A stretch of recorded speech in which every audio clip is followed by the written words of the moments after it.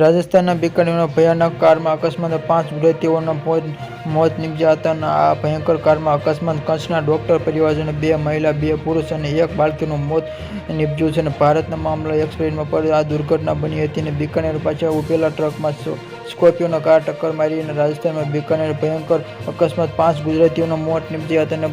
પૂર ઝડપ દોડતી આ સ્કોર્પિયો કારની રોડ પર સાઈડ પર ઉભેલા ટ્રકમાંથી કૂચી ગઈ હતી. આ અકસ્માત માંડવીના ડોક્ટર દંપતી પુત્રીના ઘટના સહિતના 5 લોકોનો દમ તોડ્યો હતો. રાજસ્થાનમાં બીચના રોડ પર અકસ્માત 5 ગુજરાતીઓમાં આ રસ્તા તરત મોત થયા હતા. બીકાનેર રાજ્યમાં કાયદેસરમાં આ જબરજસ્ત ટક્કર થયેલી આ અકસ્માત એટલા ભીષણમાં સ્કોર્પિયોનો કાર અને ફૂર સ્કોર્પિયોને ઓડી અને આ ઘટના સ્થળે પહોંચેલા આ રસ્તા પર કામગીરીના ગાડીના કેનમાંથી મદદથી હટાવી હતી. આ ભીષણ અકસ્માતમાં કચ્છના 5 લોકો જીવ ગયા છે. અકસ્માત 2 મહિલા, 2 પુરુષ અને એક 18 મહિલાની બાળકીનું ઘટના સ્થળે કમકમાટી મોત નીપજ્યું છે.